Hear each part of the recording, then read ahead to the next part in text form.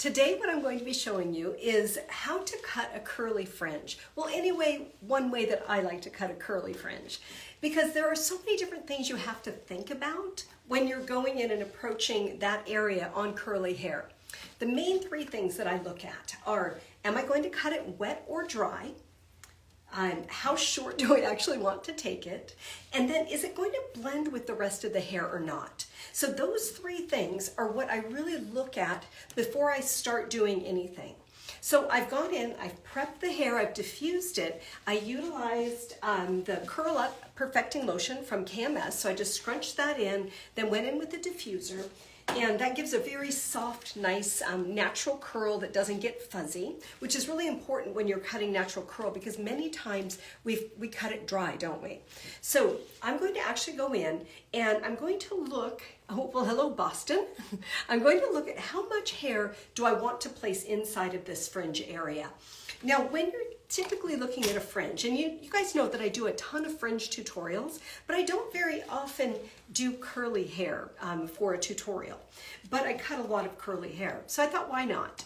So normally we go from the high point of the head, and you find the high point of the head by taking your comb and laying it horizontally on the top of the head, and wherever it balances, that's where the high point of the head is. So for her, it's right here. So what I'm going to do is I'm going to go from that point and just pick up with my pinky finger. I'm not going to use a comb to part it off. Hello, Miami. And I'm deciding right now one of the main factors that I always want to go for, which is how much hair do I want to place inside of this curly fringe. So I've already decided that I'm going to cut it dry. I've diffused the hair. And many times with curly hair, that's what I'll do. I'll go in and I'll diffuse the hair and then actually cut the hair dry. So, or we ask them to come in with their natural curl pattern, which also works. So I'm going to just separate this out. Once again, those three things that I always take a look at with cutting curly hair. One, am I going to do it wet or dry? Two, how much hair do I actually want it to be in the fringe area? And then three, am I going to connect it with the rest of the hair? How short will it go? So let's see here. I've got this area. Hello, Spain. Yes, this will be saved. I just had somebody ask if it's going to be saved, and yes, it is. And you guys, I'm trying to get smarter as I do these lives. So I've got my mannequin up a little higher so that it isn't down in where all the comments are. So hopefully you guys can see it a lot better than normal. So I've got my fringe area. I'm going to take this and clip it back out of the way because I want to blend this fringe with the rest of her haircut. So I'm going to go in and I'm going to create a little bit of a face frame first, and then I'll let the fringe down and connect it to that. So instead of the typical way where we cut our fringe first and then blend down, because the hair is curly, I'm going to go in and cut that fringe first, or cut the sides first, get them where I want them, then put the fringe into that. So I hope you guys can see how much hair I've got here. So it's a really kind of a jagged triangular section. I don't want it to be exact. Almost nothing with curly hair is exact. So let's take that and tip it back out of the way, clip it back here, and then I'm going to start right around the face. So there already is some framing around the face, but you can see it's quite long. So I'm going to go in, bring that up right around the eye area, and then her fringe will come up from that. And I think I'm going to go kind of into a point instead of into like a rounded fringe. We'll just see how we like that. Utilizing my dry cutting scissors, the carve-in slides. I actually use these for wet hair too, but I love them on dry curly hair. So what they do is they actually push the hair. They don't cut a straight line because of the curved blades. So those are the carve-in slides. You can find them on my website, seriousbeauty.com, and they're $4.99. So, and if you're a Sharp Scissors Society member, you get 10% off. So consider joining just for that. Okay, so here we go. Once again, in my decision process, I've decided to cut this dry. So I've diffused the hair. I'm going to take it pretty much right up to the center of her eyebrow and blend down from that, or actually I'm going to blend up. And then, am I blending? Yes, those are my 3 considerations. I'm going to put down my comb because I definitely don't need that. Okay, so the hair falling down, I'm going to just pick that up and carve into the hair. Just one little piece at a time. I don't necessarily need this to be an exact blend. As I said, nothing about curly hair is exact. So, you can see this right here. If you want to watch that real close, you'll see the carve and slide. Just kind of push that curl and it just slides right through. So I'm just carving with the curl pattern. Hello, Massachusetts. We got people joining from all over. Thanks for joining, you guys. And yes, this will be saved for later. So I'm just picking up the curl pattern a little bit, allowing the scissor really to do the work. And I cut curly hair both wet and dry. It isn't very often that I say I only do one thing.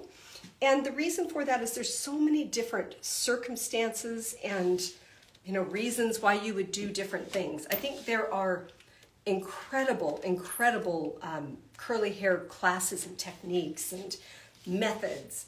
And I've taken a lot of them and I tend to combine everything. And I just had someone ask if this could be worn straight. I would not wear this straight, no. If someone were going to wear their hair both curly and straight, I would be cutting it wet. And I would be doing an actual pattern. And then I would go in and, do all the details dry like this. But I would get my shape in. And not everybody does it that way. Like I said, there's a lot of different ways. So just checking to make sure I'm getting my balance in here. Okay. And you can see now that there isn't that corner that was sitting right in the edge, right by her mouth. Now it's blended up a little bit shorter. So I'm going to let the first section of her fringe down. So that will be actually right against the hairline. So I'm going to let this down. Once again, I'm not doing an exact part. I'm just kind of letting it fall, making sure I've got a little all the way across. So I'm into just kind of working with how the hair is naturally falling. I'm not trying to be really exact with it right now. So you can see that curl, there we go. It's right about there. And I want to bring it up to right about here. So I'm going to actually come up quite a bit. So angel blade scissors, ooh, there we go. Okay, so I'm going to come in and let's see, I'm just going to pick this up and start carving away at it. So those 3 things that I always look for with curly hair when I'm doing a fringe is, am I going to cut it wet or dry? I decided on dry today. And then also, I'm taking it up to right about her eyebrow area. So just letting the scissor do the work and push through some of those curls. So this is why I would not really recommend, doing this so that they wear it straight, because they really, might be a little bit janky. So just working down and kind of coming up into it a little bit more. And you can see that shape starting to develop. So I'm just coming up into kind of a V right at the top of her eyebrow, or in between her eyebrows. And I like to kind of take and pick up the hair just slightly so it actually looks a little shorter than it does when it's down, because it gives you a little bit of leeway. So if for some reason you went a little shorter than you wanted, then, you've got a little bit of a grace period. Would I razor cut this? Not necessarily.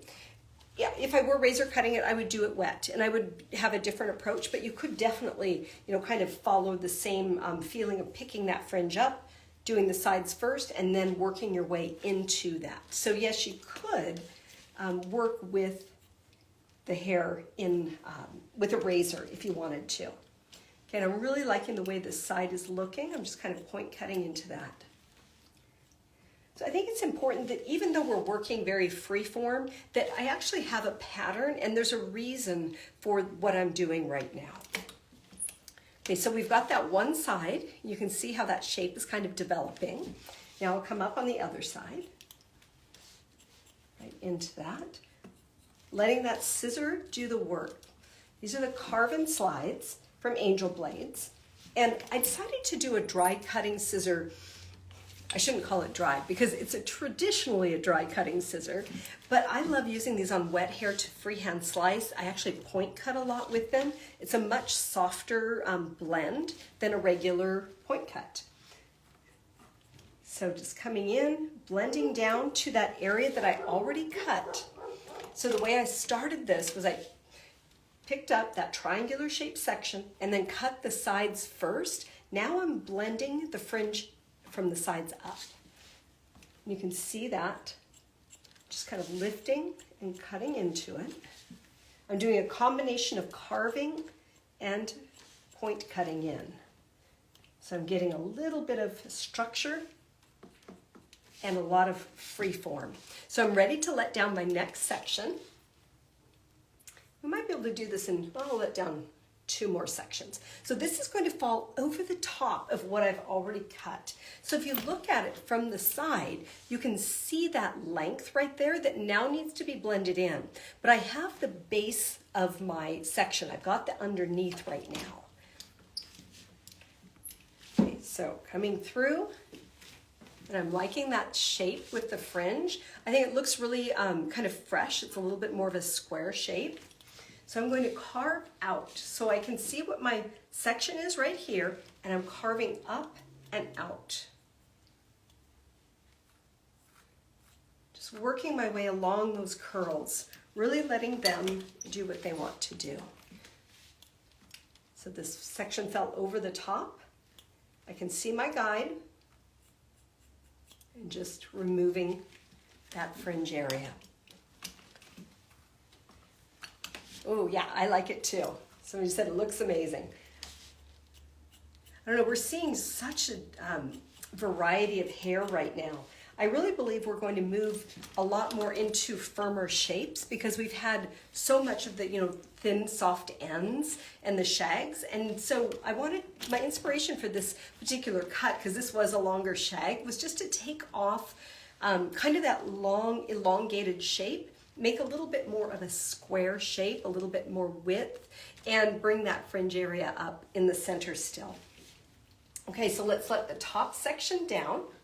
Okay, so this is coming over the top once again. When you look at it, you can see that that's kind of falling a little bit longer right over the top, so we don't have to remove very much.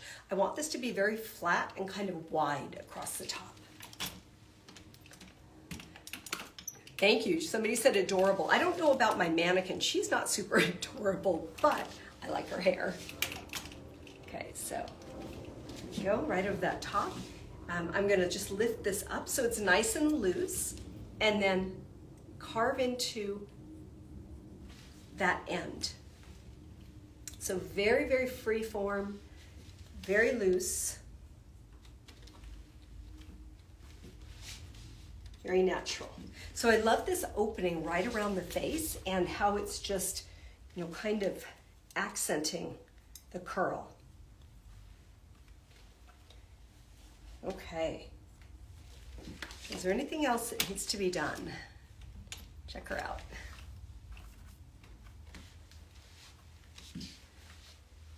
Okay, so I love that opening just kind of into a point rather than super round and wide. It's leaving a little bit more closing in on the sides of her face. That one might need to go right there.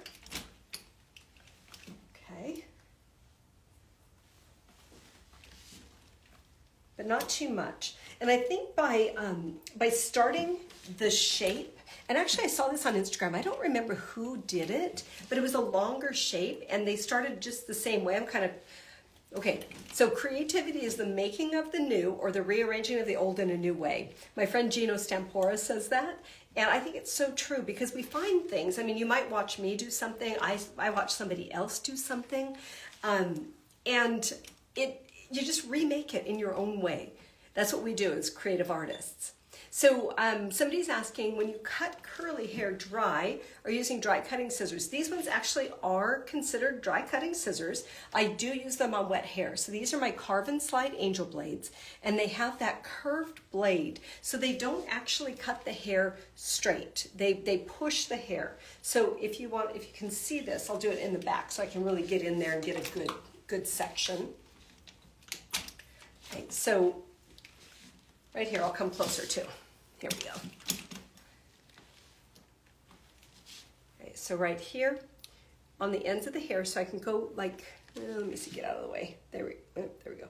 Okay, when you do this, it pushes the hair. So it carves on the inside of the curl pattern and helps encourage curl. All right. And did I cut square layers in the back? Yes, it was square layers. And it actually was a low pattern, so it was about here. My square was about here. It wasn't completely square. That leaves the top a little bit heavier than what I wanted.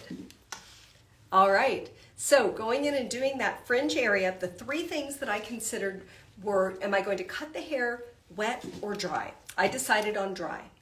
Then, is it going to, how short is it going to be? That's always important. And always with curly hair, leave it slightly longer than you think you're going to need it. And I do that by picking up the hair and then actually cutting into it. So I'm shortening it, and then it allows it to drop down. So that's like a really key point. So we have that. So wet or dry, how short, and then is it going to blend into the rest of the hair? Because it can be its own haircut. This could be all one length, and you could have a fringe without blending. So those are the three things I take into consideration when cutting a curly fringe. And there we go. We took it up into a little bit of a V. I hope you guys enjoyed that, and give it a try. Let me know what you think. So have a wonderful week, and I will see you guys next time. Bye-bye.